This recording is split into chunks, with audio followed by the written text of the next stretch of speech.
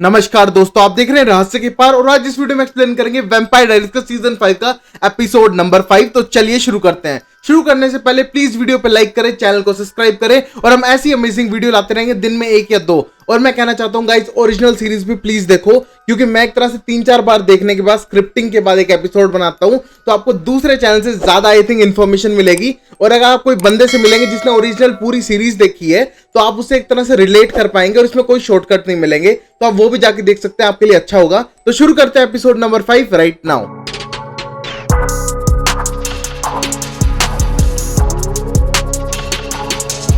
अब हम पहले सीन में डॉक्टर मैक्सफील्ड को देखते हैं जो सैली को एक तरह से बांध रखा था और वो वैम्पायर में कन्वर्ट हो चुका था। तब हम देखते हैं उसके पास ब्लड लेके जाता है और सैली कंट्रोल नहीं कर पाता और वहीं हम देखते हैं कि डॉक्टर मैक्सफील्ड उसे सब्जेक्ट की तरह तोड़ करता है और कहता है सब्जेक्ट 62547 पे टेस्ट जारी है, इसको 3 दिन से हमने ब्लड नहीं पिलाया है और अभी एग्रेसिव हो रहा है, लाइट से एक तरह से रिएक्ट कर रहा है और ये शायद परफेक्ट होगा। और ये कहने के बाद हम देखते हैं कि सैली बार बार पूछता है कि आप कर क्या रहे हो, बट वो कोई जवाब नहीं देता। हम देखते हैं कि वो एक तरह से सब्जेक्ट की तरह ट्रीट कर रहा था सैली को।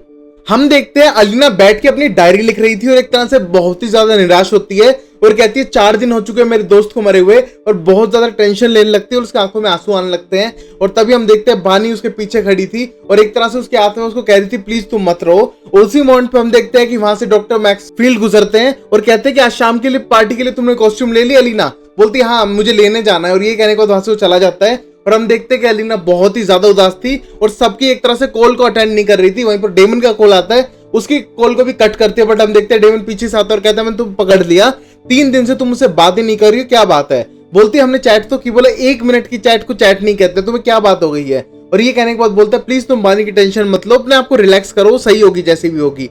तभी हम देखते हैं वो कहता है कि चलो कॉस्ट्यूम लेने जाते हैं और क्या तुम मेरी पार्टनर बनाओगे आज शाम के डांस के लिए। और बोलती है हाँ कैरोलाइन ने एक तरह से ड्रेसेस ले ली है इसलिए हमको लेने की जरूरत नहीं है और 8 बजे तक आ जाना। ये कहने के बाद वहां से चली जाती है क्लास के लिए क्योंकि लेट हो रही थी। वहीं पर हम देखते हैं कि डेमन बैठा उसका वेट करता रह जाता है। अब हम देखते हैं टाइलर कॉलेज में आ चुका है एडमिशन लेने के लिए और वहां पर हम देखते हैं कि वो अभी कैरोलाइन के साथ हॉस्टल के अंदर है और बेड पर है। तभी हम देखते हैं कि कैरोलाइन उसे बार बार बोलती है कि तुम्हारे मेजर सब्जेक्ट सोशियोलॉजी है, बट वो बोलता है मुझे इसमें कोई इंटरेस्ट नहीं है और मेरे पास टाइम भी नहीं है। तभी हम देखते हैं ये कहने के बाद कैरोलाइन बोलती है अच्छा तुम्हें टाइम नहीं है और वैसे तुम मुझे कॉल भी नहीं कर रहे थे। और ये कहने के बाद अब टाइलर समझाता है कि मैं जिस टाउन में था वहां पर फोन नहीं थे और मैं उन वेयरवुल्व्स की हेल्प कर रहा था, तुम समझो। और ये कहने के बाद हम देखते हैं कैरोलाइन उसकी बात समझती भी है बट थोड़ा गुस्सा भी होती है। अब हम देखते हैं अलीना को जो वहां से पास होते हुए जा रही थी और हम देखते हैं मेगन की जहां पर फोटो लगी हुई थी और जहां पर लोग उसको एक तरह से फ्लावर चढ़ा के जा रहे थे फोटो पे, वहां पर एक बंदा बैठा हुआ है, बहुत ज्यादा गिल्टी और बुरा फील कर रहा है। तभी हम देखते हैं उसी मोमेंट पे वहां पर अलीना के पूछते हैं कि तुम इसे जानते थे और बोलता मैं इसे बचपन से जानता था। और ये कहने के बाद अलीना बोलती है वो उसकी रूममेट थी और वो उसको थोड़ा बहुत जानती थी। और ये कहने के बाद बोलती है कि इसने एक तरह से सुसाइड की है। और ये कहने के बाद वो लड़का बोलता है नहीं ये सुसाइड कर ही नहीं सकती है, ये सिर्फ छुपाने के तरीके हैं। और ये कहने के बाद वहां से जाने लगता है। तभी अलीना उसे नाम पूछती है तो बोलता है मेरा नाम ड्यूक है और ये कहने के बाद वहां से चला जाता है। और हमको लगता है अलीना शायद सस्पेक्ट कर रही है, इसको कुछ पता है। अब फिर हम अगले सीन में देखते हैं नाडिया को जो एक तरह से बात करने लग रही थी साइलस से और बोलती है कि तुम्हें कैथरीन चाहिए तो तुम्हें मुझे कोई डील करनी पड़ेगी। और वही हम देखते हैं कैथरीन पीछे जानवरों की तरह खाना खाने लग रही है स्क्रीन पे और हम देखते हैं कि उसी टाइम पे डील करता है, बट साइलस बोलता है मानता हूं मैं तुम्हारा माइंड रीड नहीं कर सकता, पता नहीं लगा सकता तुम कहाँ हो due to my ex fiancé, but चिंता मत करो मैं एक तरह से तुम्हारा फोन ट्रैक करके तुम तक पहुंच जाऊंगा। और ये कहने के बाद हम देखते हैं फोन काट देती है। और उसी मोमेंट पे कैथरीन बोलती है अगर तुम्हें मैं एडवाइस दूं डायबोलिकल प्लान वाले लौंडे से कभी मत भिड़ना जो साइलस है इस टाइम, तुम उससे अगर पंगा ना लो उससे चैलेंज ना करो तो बेटर है। और ये कहने के बाद हम देखते हैं बोलते हैं मुझे कुछ खाने के लिए दोगे, यहाँ पर कुछ भी ढंग का नहीं है। तभी हम देखते हैं बोलते हैं यहाँ से निकलो हम रास्ते में कुछ खा लेंगे और वो कैथरीन को साथ लेके वहां से चली जाती है। और ये कहने पे कैथरीन बोलती है हाँ चलने के लिए रेडी हूँ, बट तुम्हें क्या प्रॉब्लम है, मुझे साइलस को सौंप दो, वो मेरा थोड़ा सा ब्लड लेगा और उसके बाद सब कुछ सही हो जाएगा। और ये कहने के बाद नाडिया बोलती है तुम्हें पूरी स्टोरी नहीं पता तो बोलना मत करो, तुम्हारा एक ब्लड खून नहीं लेगा, तुम्हारा एक ब्लड खून छोड़ेगा नहीं बॉडी में, इतना उसको ब्लड चाहिए तुम्हारा, वो तुम्हें मार डालेगा। और ये कहने के बाद हम देखते हैं अब कैथरीन की आंखें खुलती है और चुपचाप नाडिया के साथ चली जाती है। अब अगले सीन में हम डेमन को देखते हैं जो बोलता है जेरेमी को बैठा के कि तुम्हारी वजह से एक तरह से बानी मर गई, रेस्ट इन पीस। और ये कहने के बाद जेरेमी बोलता है वो सामने बैठी हुई है और ये देखता है उसको कुछ नहीं दिखता, कहता है व्हाटएवर। और मेरी बात सुनो, बानी मरी है तुमको लाने के लिए, मतलब एक लाइफ गई तो एक लाइफ आई, मान लो कोई और मरे और एक तरह से बानी आ जाए तो ऐसा भी तो हो सकता है, बट इस प्लान के बारे में तुम अपनी बहन अलीना को कुछ भी नहीं बताने वाले हो। और ये कहने के बाद जेरेमी अपने आप समझ जाता है और कहता है तुम साइलस के साथ काम नहीं करने वाले हो। और ये कहने के बाद जेरेमी को बोलता है देखो यही तो मैंने कहा था कि किसी को नहीं बताना। अब हम अगला सीन देखते हैं कि प्लान एग्जीक्यूट हो रहा है और वहां पर हम देखते हैं बार में जाके बैठता है डेमन और वहां पर आता है साइलस और बोलता है तुमने मुझे क्यों बुलाया। और ये कहने के बाद बोलता है हेल्प करने के लिए तुम्हारी। और तभी साइलस बोलता है मेरी हेल्प क्यों करनी है, बोलते तुम्हें चाहिए हेल्प इसलिए हम करेंगे। और तब हम देखते हैं फिर प्लान में जेरेमी पूछता है कि ये सब हो क्या रहा है। तभी डेमन बोलता है उसको हेल्प चाहिए भाई, एक तरह से उसको हेल्प चाहिए मरने के लिए जिससे वो दूसरी साइड पे ना जाए, अपनी गर्लफ्रेंड अमारा के साथ एक तरह से उसको मुक्ति मिल जाए, उसका वो ड्रीम है। और इस ड्रीम में हम अपना प्रॉफिट भी बीच में ऐड कर देंगे और वो प्रॉफिट ऐसा है कि हम बानी को उसकी जगह पे ले आएंगे, एक लाइफ के बदले एक लाइफ दुनिया में आ जाएगी और हम बानी को वापस ले आएंगे, ये मेरा प्लान है। तब ये सारी सुन के बानी बोलती है कि ऐसा कुछ नहीं होने वाला और वो तुम्हारी हेल्प नहीं करेगा। और ये कहने के बाद बोलता है वो तो खुद ही वेल को हटाना चाहता है, दूसरी साइड को डिस्ट्रॉय करना चाहता है, वो हेल्प क्यों करेगा। और ये कहने के बाद हम देखते हैं जेरेमी उसको सुन रहा था और तभी डेमन बोलता है तुम्हें पता है ना उसको सुन सकता हूँ ना देख सकता हूँ, तो बताओ वो क्या कह रही है। तभी जेरेमी बोलता है कि दूसरी साइड को डिस्ट्रॉय करना चाहता है और वो हमारी हेल्प नहीं करेगा। और ये कहने के बाद बानी एक्सप्लेन करती है कि कोई एक ऐसी मिस्टिकल चीज जो 2000 साल पुरानी हो, पावरफुल हो इतनी कि दूसरी साइड को होल्ड कर सके, वो चीज एक तरह से कंट्रोल कर रही है। और वो सब कंट्रोल किया जा सकता है एक चांद से, एक डॉपलगैंगर से, या कोई और ज्यादा पावरफुल चीज जो यहाँ पर अब तक नहीं हुई है पर वो 2000 साल पुरानी है, जिसकी वजह से अब तक वो दूसरी साइड एग्जिस्ट करती है। और ये कहने को हम देखते हैं कि डेमन को साइलस वहां पर बार के अंदर बताता है एक मिस्टिकल एंकर, वो बिलोंग करता है कैत्सिया से, अगर वो मिल जाए उसको डिस्ट्रॉय कर दे तो अदर साइड भी डिस्ट्रॉय हो जाएगी और सारे काम सही हो जाएंगे। और फिर वो बोलता है जो भी आजकल वो अपने आप को कहती हो, टेस्सा कैत्सिया जो भी है, वो आज मुझे एक तरह से बॉल पार्टी में मिलेगी जो कॉलेज में होने वाला है। और ये कहने के बाद डेमन बोलता है तुम्हारी अभी साइकिक पावर चली गई थी वापस आ गई। बोले साइकिक पावर नहीं है सर, सिर्फ मैंने ऑब्जर्व किया है, क्योंकि वो एक तरह से क्लियोपेट्रा का कॉस्ट्यूम खरीद रही थी दुकान से। और ये देखने के बाद हम देखते हैं शाम को कुछ धमाकेदार होने ही वाला है। अब हम देखते हैं कि डेमन ये सारी पूरी सिचुएशन बताता है और बोलता है जेरेमी से उससे भी पूछ लो, तुम भी बताओ क्या सही नहीं है, हम एक तरह से दूसरी साइड को खत्म ही करने वाले हैं, बट उससे बानी वापस आ जाती है। और ये कहने के बाद बानी बोलती है नहीं ऐसा नहीं होना चाहिए, दूसरी साइड खत्म होगी, क्या पता साइलस करे क्या नहीं करे, क्योंकि मुझे तो नहीं लगता करेगा, उसने मेरे डैड की भी डेथ करवाई है और वो एक अच्छा इंसान नहीं है, तुम समझो। और ये कहने के बाद बोलती है पॉसिबल है naturally, but it is not possible कि मैं अपने आप को मरवा तो चुकी हूं बट तुम सबको नहीं मरवाना चाहती हूँ और तुम इसमें पार्ट ना लो तो बेटर है। उसी मोमेंट पे हम देखते हैं कि जेरेमी शांत हो जाता है और वहीं पर डेमन बोलता है तुम बताओ क्या कह रही है, तुम बताओ तो। और ये कहने के बाद बोलता है हाँ वो तो हाँ कह रही है। और ये देख के बानी बोलती है नहीं मैंने कहा नो नो नो, बट वहीं पर जेरेमी बोलता है यस उसने हाँ कह दिया है और वो प्लान में शामिल है। तभी हम देखते हैं कि इस मोमेंट पे अभी हम देखते हैं डेमन को साइलस के साइड में बैठा था और फाइनल डिसीजन कह के कहता है हाँ हम हेल्प करेंगे तुम्हारी, तुम बताओ तुम्हें क्या हेल्प चाहिए और तुम हमारी हेल्प करो और एक विच को वापस लाने में। और ये कहने पर साइलस बोलता है चलो मैंने ला दी बट मुझे क्या मिल रहा है। और वहीं पर बोलता है बोला तो जो तुम कहोगे तुम बताओ हम करके देंगे। बोलते तो ऐसा करो अपने भाई को जान से मार दो। और ये सुनने के बाद हम देखते हैं कि डेमन एकदम शॉक हो जाता है। अब हम अगले सीन में कैथरीन को देखते हैं जो रेस्टोरेंट के अंदर खाने लग रही थी। वहीं पर हम देखते हैं नाडिया उसके सामने बैठी थी और बोलती है अगर तुम मुझे कुछ क्वेश्चंस का जवाब दोगी तो शायद मैं तुम्हें छोड़ भी दूं। और ये कहने के बाद बोलती है हाँ पूछो, तुम्हें जो पूछना मैं बताऊंगी। उसके बाद बोलता है 1864 के आसपास तुम यहाँ क्या कर रही थी पर्ल और उसकी बेटी के साथ। और ये कहने के बाद कैथरीन बोलती है मुझे डेट्स का कुछ याद नहीं है। और उसके बाद बोलता है हाँ मुझे पता है तुम यहीं पर थी और तुम बताओ। और ये कहने के बाद कैथरीन बोलती है ओके बताती हूँ, मैं एक तरह से भागती फिर रही थी क्लाउड से तो मैंने ग्रुप ज्वाइन कर लिया और मुझे कोई मतलब नहीं था, जस्ट मुझे अपनी प्रोटेक्शन करनी थी। और ऐसा ही नहीं, मुझे जो चाहिए मैं कर लेती हूँ, मुझे किसी की परवाह नहीं है। यहाँ तक कि मेरा एक बॉयफ्रेंड बना था जो वेयरवुल्फ था, मैंने उसको वेयरवुल्फ कर्ज ऑन किया, मैंने बहुत सारे हेटिंग वाले काम किए बट मुझे उसमें कोई शर्म नहीं है और मैं ऐसी ही हूँ। और ये कहने के बाद एक तरह से नाडिया कहती है तुम्हें जो करना है कर लो। ये सब सुनने के बाद नाडिया बोलती है एक तरह से तुमने मेरी मॉम को मारा है इसलिए मैं 500 साल से तुम्हारा पीछा करने लग रही हूँ और तुमने मेरी मॉम को एक तरह से मारा था पैलेस के अंदर। और ये कहने के बाद अब कैथरीन बोलती है पैलेस तो सिर्फ मैं शूज खरीदने जाती हूँ, बाकी इन्फॉर्मेशन दो तब मुझे शायद याद आ जाए कि वहां पर मैं कर क्या रही थी। तभी नाडिया बोलती है ऐसी बात नहीं थी, तुम्हारे साथ मेरी मॉम थी और वहां पर क्लाउस के बंदे आए पूछने के लिए कि यहाँ पर कैटरीना पेट्रोवा कौन है और तुमने मेरी माँ की तरफ इशारा कर दिया और उन्हें उसको मार दिया और उसकी गलती सिर्फ तुम्हारे नाम पे है। ये कहने के बाद कैथरीन बोलती है इसमें मेरी क्या गलती है, मुझे अपने आप को बचाना था इसलिए मैं वहां से झूठ बोल के भागने था तो भाग गई।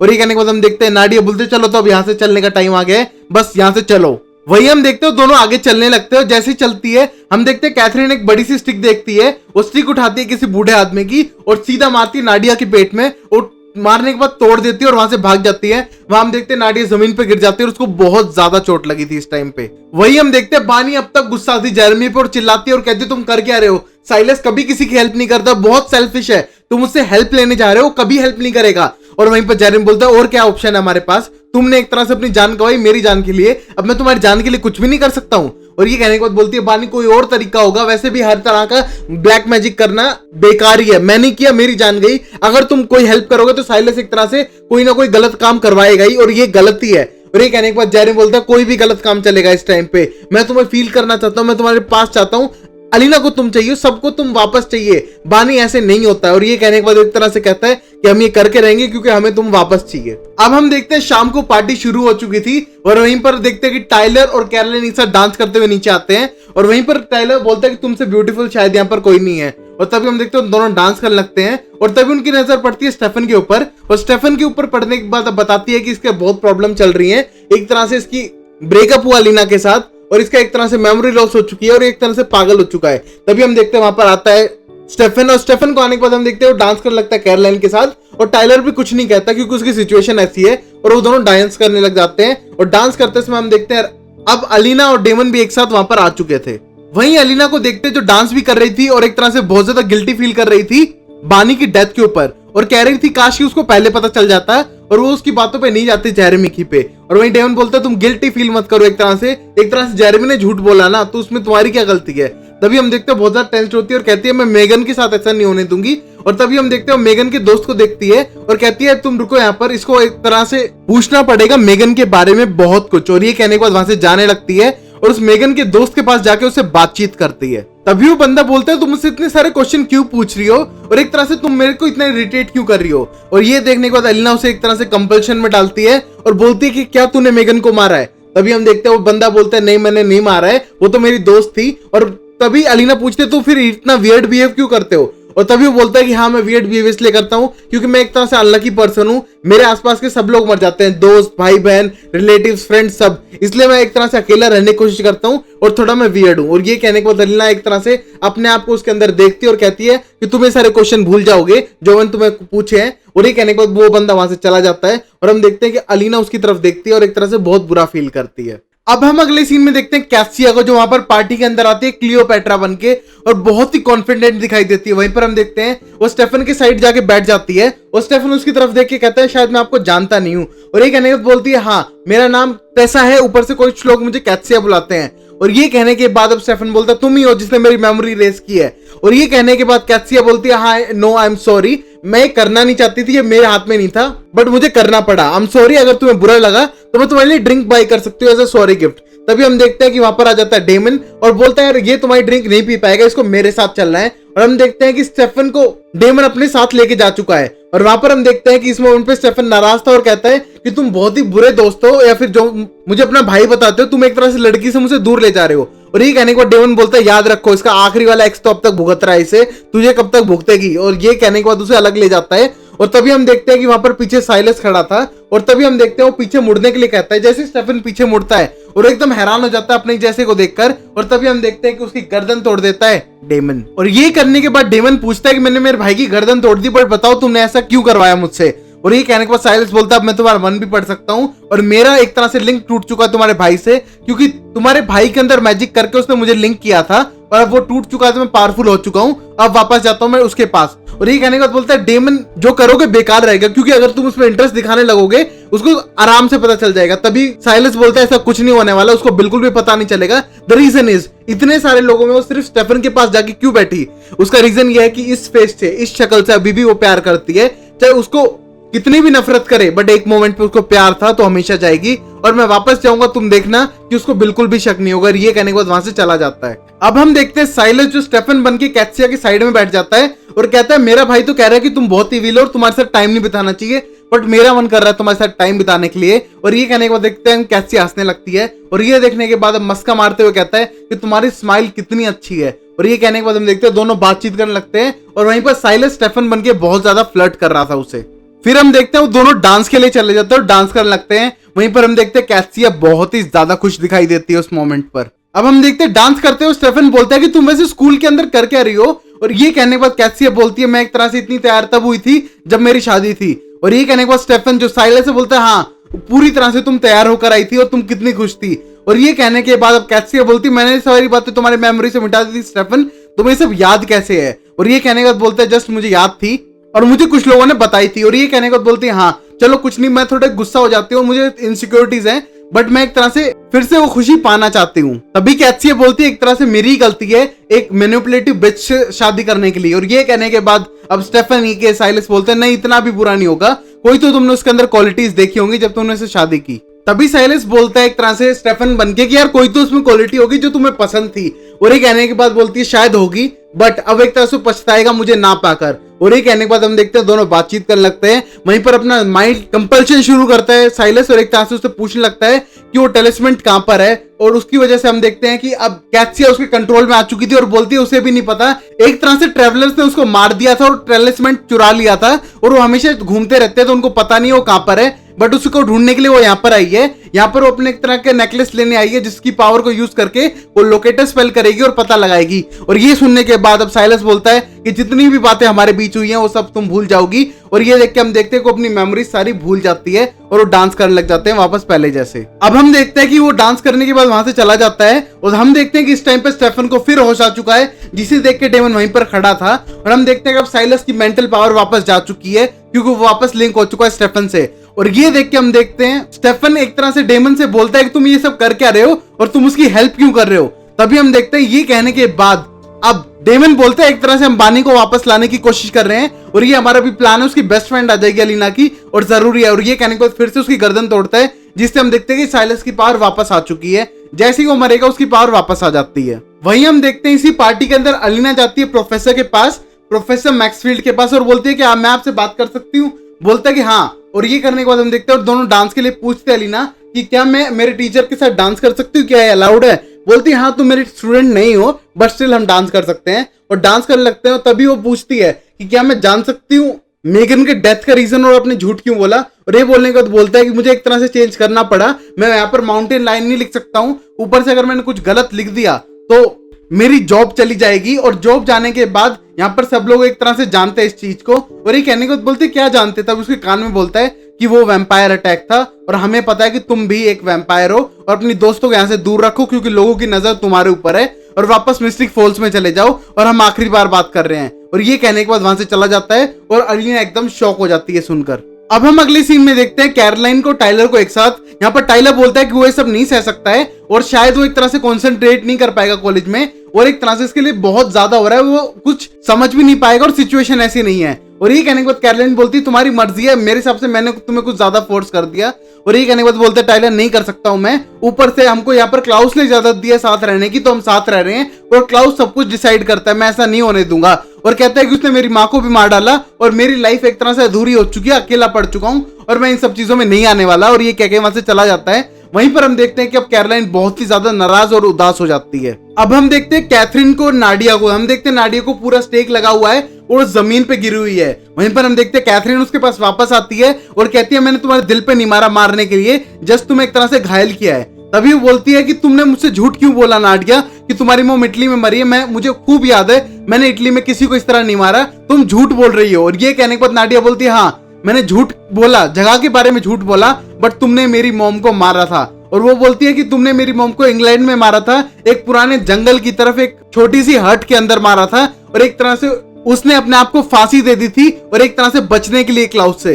और ये कहने के बाद कैथरीन बोलती है तुम हो कौन। और ये एक तरह से कैथरीन की स्टोरी थी और तभी वो बताती है मेरा नाम है नाडिया पित्रोवा, मेरा नाम है। और ये कहने के बाद बोलती है कि तुम मेरी माँ हो। और ये सुनने के बाद कैथरीन एकदम दंग हो जाती है कि ये मेरी बेटी कैसे हो सकती है। अब वहीं पर हम देखते हैं कि कैथसिया उस पेंडेंट को ढूंढ लेती है जो उसी स्कूल में एग्जीबिशन में रखा था। और तभी हम देखते हैं साइलेस स्टेफन बन के उसके पास आता है और बोलते तुम क्या कर रही हो। तभी हम देखते हैं कि वो माइंड कंपल्शन से एक तरह से कैथसिया पे कंट्रोल करने की कोशिश करता है, बट तभी हम देखते हैं कि स्टेफन की आंख खुलती है बट वो मरे होने की एक्टिंग करता है। बट तब हम देखते हैं कि डेमन को शक होता है और बोलते हैं स्टेफन तुम जग गए हो क्या तुम होश में आ गए हो। और ये करने के बाद उसके पास जान लगता है, बट तभी हम देखते हैं स्टेफन उसकी गर्दन तोड़ के जमीन पे गिरा देता है और बोलता है भाई बराबर का करना चाहिए। और ये कहने के बाद हम देखते हैं स्टेफन डेमन को मारकर वहां से चला जाता है। अब हम देखते हैं कि साइलस के सर में दर्द होता है, जमीन पे गिरने लगता है और वहीं पर कैथी उसे स्टेफन समझ के उठाने लगती है और कहती है स्टेफन तुम्हें क्या हो गया। तभी हम देखते हैं स्टेफन रूम में आता है और एक मुक्का मारता है साइलस को, अपने रिंग वापस लेता है और कहता है ये साइलस था, मैं नहीं था। ऊपर से तुमसे जो भी बोल रहा था ना अब तक वो सब एक झूठ है। और ये कहने के बाद उसको कहता है कि तुम इसकी बातों पे यकीन मत करो और तुम जो कर रही हो जो वो करना है करो, मैं यहां से जा रहा हूं। तभी हम देखते हैं वहां से चला जाता है। उसी मोमेंट पे हम देखते हैं उसको बहुत गुस्सा आता है और कहती है कि झूठ पे झूठ पे झूठ साइलस, तुम हमेशा झूठ बोलते रहोगे। और ये कहने के बाद हम देखते हैं कि साइलस खड़ा होता है और कहता है तुम मुझे कुछ नहीं करोगी और ऊपर से टेलिस्मेंट में अपने आप ढूंढ लूंगा और तुम्हारी जरूरत नहीं है। तभी हम देखते हैं कि इस मोमेंट पे कैथिया को गुस्सा आता है और कहती है अब तो बदला लेना पड़ेगा। और तभी वो बोलता है कि तुम मुझे जान से नहीं मार सकती हो कैथिया। और ये कहने के बाद बोलती है हाँ नहीं मार सकती हूँ बट मैं कुछ और कर सकती हूँ। और ये कहने के बाद हम देखते हैं वो उसकी एक तरह से नसें रोकने लग जाती है, उसका ब्लड फ्लो रोकती है, एक तरह से उसकी बॉडी जमने लगती है और उसके दिल में हाथ डालती है। और वहीं पर हम देखते हैं कि इस मोमेंट पे साइलस बोलता है तुम मुझे नहीं मारोगी क्योंकि तुम मुझसे प्यार करती हो। और ये कहने के बाद बोलती है हाँ मैं तुमसे प्यार करती थी, बहुत ज्यादा करती थी, बट तुमने फिर मेरा दिल तोड़ दिया। उसके बाद उसका एकदम दिल स्टॉप कर देती है जिससे उसकी पूरी बॉडी पत्थर टाइप हो जाती है और वो सीधा का सीधा खड़ा रह जाता है मूर्ति की तरह और उसकी पूरी बॉडी पेल पड़ जाती है। और वहीं पर हम देखते हैं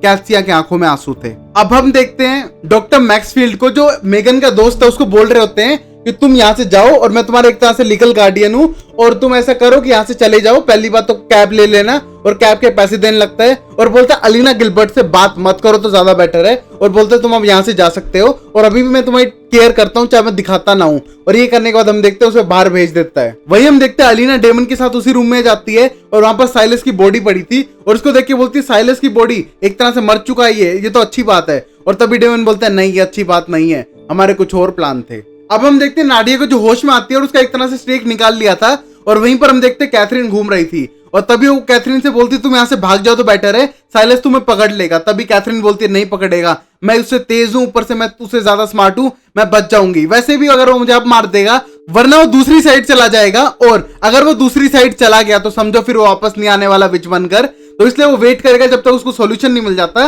और वो इतनी जल्दी नहीं मारने वाली है। और ये कहने के बाद हम देखते हैं उसके पास बैठ जाते हैं और नाडिया से बोलते हैं मुझे तुम्हें एक क्वेश्चन पूछना था, तुम 1498 में कहां पर थी। और ये कहने के बाद अब नाडिया बोलते हैं मुझे नहीं पता मैं कहां पर थी, बट मैं 8 साल की थी तो मुझे शायद याद नहीं है, 8 इयर्स की। और ये कहने के बाद बोलती है मैंने वापस आई थी उन लोगों से बचकर, अपनी जान बचाकर तुम्हें ढूंढने के लिए।